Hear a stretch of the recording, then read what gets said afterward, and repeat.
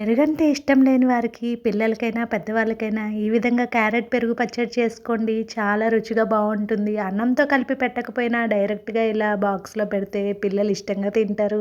Welcome to our channel రకరకాల రుచులు. క్యారెట్స్‌ని శుభ్రంగా కడుక్కొని పైనుండే తొక్కను పీల్ చేసుకొని, తర్వాత పచ్చిమిరపకాయలను 2 ఇలా సన్నగా ముక్కలుగా కట్ చేసుకొని, క్యారెట్స్‌ని సన్నగా తురుముకోండి ఈ విధంగా. తురమటం కష్టం అనుకున్న వారు లైట్‌గా మిక్సీలో కొబ్బరి తురుములాగా కొంచెం మిక్సీ పట్టుకోండి. ఈ క్యారెట్ తురుము, పచ్చిమిరపకాయలను పక్కన పెట్టుకొని, తర్వాత స్టవ్ ఆన్ చేసుకొని ఒక గిన్నె పెట్టుకొని, అందులో ఒక స్పూన్ ఆయిల్ వేసుకొని, ముందుగా కట్ చేసి పెట్టుకున్న పచ్చిమిరపకాయలను వేసుకోండి. పిల్లలకైతే పచ్చిమిరపకాయను అవాయిడ్ చేయండి. తర్వాత క్యారెట్ తురుమును వేసుకొని 2 నిమిషాల పాటు వేయించుకోండి. పచ్చివాసన పోయేలాగా వేయిస్తే సరిపోతుంది. ఈ విధంగా వేయించుకొని చల్లారేంత వరకు పక్కన పెట్టుకోండి.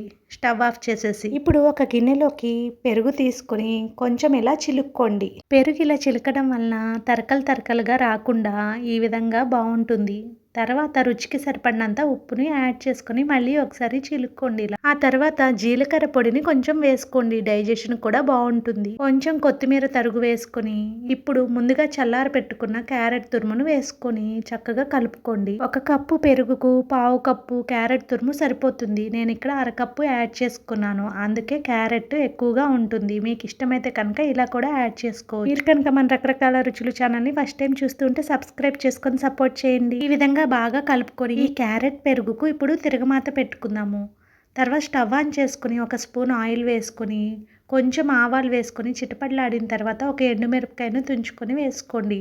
అలాగే కొంచెం ఇంగువని వేసుకొని స్టవ్ ఆఫ్ చేసేసి కొద్దిగా చల్లారాక మనం ముందుగా కలిపి పెట్టుకున్న క్యారెట్ తురుములో కలుపుకుంటే చాలా రుచిగా బాగుంటుంది. మీరు ఒకసారి తప్పకుండా ట్రై చేసి ఎలా ఉంది అనేది కామెంట్ సెక్షన్లో కామెంట్ చేయండి. అలాగే మన వీడియోని లైక్ చేయండి. ఎప్పుడైనా గెస్ట్స్ వచ్చినప్పుడు కూడా ఈ విధంగా పెరుగు పచ్చడి తయారు చేసి పెట్టండి. చాలా బాగుంటుంది. అట్రాక్టివ్గా కూడా ఉంటుంది. మీకు కనుక నచ్చినట్లయితే తప్పకుండా వీడియోని లైక్ చేయండి. మన రకరకాల రుచులు ఛానల్ని సబ్స్క్రైబ్ చేసుకోవడం మాత్రం మర్చిపోకండి. ఇలాంటి మరెన్నో హెల్తీ రెసిపీస్ కోసం చూస్తూ ఉండండి మన ఛానల్ని. Thank you for watching.